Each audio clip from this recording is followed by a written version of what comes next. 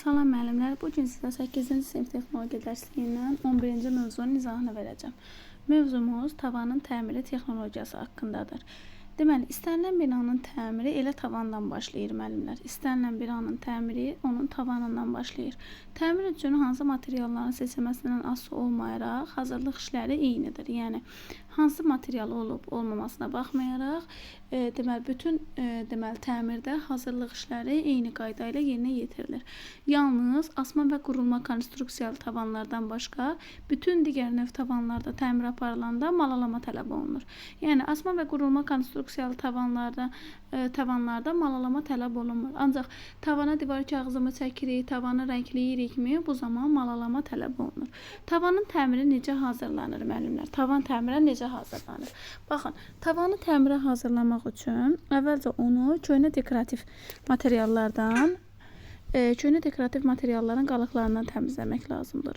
Bunun üçün tavanın səthi dəmir rəngsəz malası ilə qaşınır və suvanır və son malalama aparılır. Yəni zamaskalama aparılır. Sonrakı işlər təmirin növündən asılı olaraq dəyişir.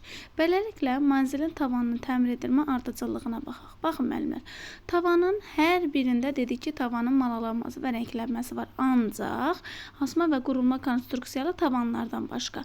Sonra tavana divar kağızlarının yapışdırılması, tavana polipolistyrol konstruksiyalı piltələrin yapışdırılması və asma tavanların quraşdırılması, yəni alçıpanların quraşdırılması. Deməli, tavanın malalama və rəngləmə texnologiyası nədən ibarətdir?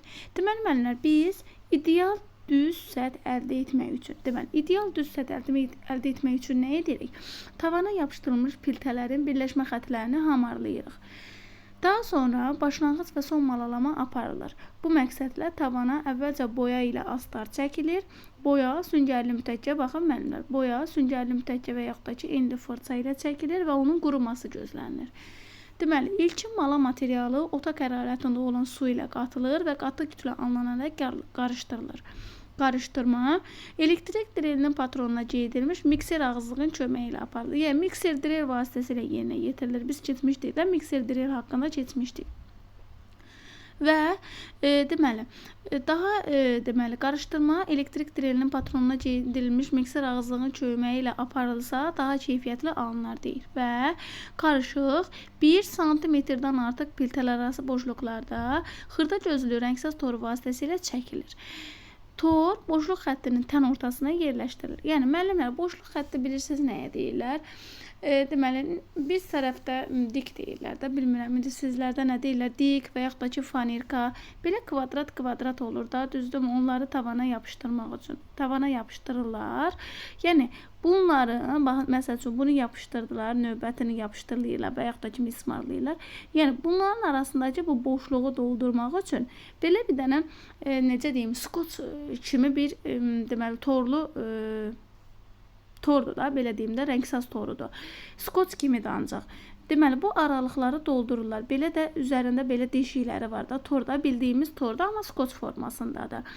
Deyir ki, həmin rəngsəz toru vasitəsilə bu boşluqlar doldurulur. Yəni, birinci bura çəkilir. Boşluq xəttinin tən ortasına yerləşdirilir və hazırlanmış qatı malalama kütləsi ilə möhkəmləndirilir. Yəni, üzərində malalama yerinə yetirilir. Piltələr arası boşluqlar hamarlanandan sonra bütün tavan malalanır. Yəni, bunun arasındakı boşluqları doldurandan sonra tavanı ümumilikdə malalayırlar. Əlavə olaraq daha bir astar çəkilir. Sonra nazik qatla son malalama aparılır. Quruyandan sonra sumbata kağızı ilə hamarlanır və astar çəkilir, boya ilə rənglənir. Tavana divar kağızının çəkilməsi. Bu, tavanın rənglənməsinə aid idi, müəllimlər. Yəni, sonda rənglənirsə, deməli, bu rənglənmənin ardıcıllığı idi. İndi kağızların çəkilməsinə baxaq. Divar kağızı çəkiləndə necə olur? Tavan əvvəlki kimi təmirə hazırlanır. Yəni, burada necə hazırlanmışdısa, yəni, malalama aparılır, boşluqlar doldurulur, son malalama aparılır və s. Yəni, bunun kimi divar kağızı çəkilərkən də təmirə hazırlanır. Daha sonra ilkin malalama aparılır. Yalnız ilkin malalama aparılır və iri dənəli sumbata kağızı ilə hamarlanır və astar çəkilir. Daha sonra kağızların yapışdırılma istiqamətini hər kəs özü seçir. Tavanın eninə yoxsa uzununa mı yapışdıracaq? İş aşağıdakı ardıcıllıqla aparılır. Baxın müəllimlər, kağızın yapışdırılmasıdır. Birinci, süngərli mütəkkə və yaxud da ki, enli fırça ilə tavana kağız zolağının eni üstəgəl 10 sm artıq yapışqan çəkilməlidir tavana.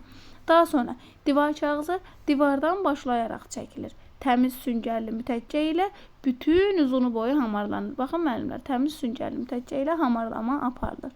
Daha sonra kağızın kənarlarından çıxan yapışqan əlbəttə ki, quru əski ilə silinir və digər kağız əvvəlcə ilə birləşdirilməlidir ki, yapışdırılma xətti bilinməsin. Ardıcıllığımız bundan ibarətdir müəllimlər. Deməli, 4 ardıcıllıqdan ibarətdir. Birincisi necə olur? Ardıcıllığı əzbər bilməliyik.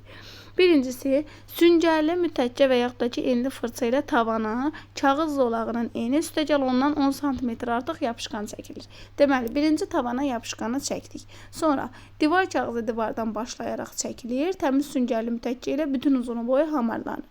Sonra çəkiləndən sonra əlbəttə ki, onun arasında olan boşluqlardan deməli kley çıxır da, qıraqlara kley çıxır belə deyək.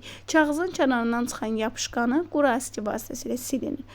Növbəti mərhələmiz isə digər kağız əvvəlkinə ilə birləşdirilməlidir ki, yapışdırılma xətti bilinməsin.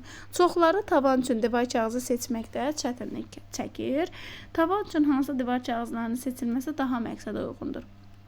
Deməli müəllimlər, ən əsası kağız əsaslı divar kağızları daha uyğundur. Biz divar kağızlarının növlərini keçmişdik axı. Velür, tekstil, şüşə lifli, vinil, kağız əsaslı divar kağızları var idi. Tavana çəkmək üçün kağız əsaslı divar kağızları ən uyğunudur. Tavan üçün seçilən material yüngül olmalıdır, rahat yapışan olmalıdır, açıq rəng çalarlarında olmalıdır. Məsələn, kağız əsaslı materiallar tavan üçün daha məsləhətlidir, bayaq dedik. Tavan təmirdə ən əlverişli vasitələrdən biri də penopolistirol piltələrin yapışdırılmasıdır. Yəni, baxın müəllimlər, penopolistirol piltələrin deməli, yapışdırılmasıdır. Hazırlanmış səthə malik tavan, deməli, hamarlanmış səthə malik tavan belə piltələri yapışdırmaq üçün münbit sahədir. Penopolistirol piltələrin yapışdırma texnologiyası necədir? Buna keçməmişdən əvvəlcə onu qeyd eləyin ki, müəllimlər, penopolistirol piltələri nə ilə yapışdırırlar? Deməli, titan kleyi vasitəsilə yapışdırılır. Hansı kleyi vasitəsilə? Titan kleyi vasitəsilə deməli piltələr yapışdırılır.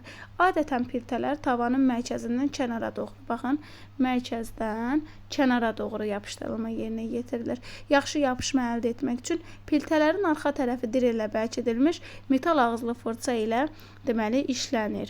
Yapışqan piltənin 5 nöqtəsinə qoyulur. Yəni kənarlara, bir də mərkəzə doğru.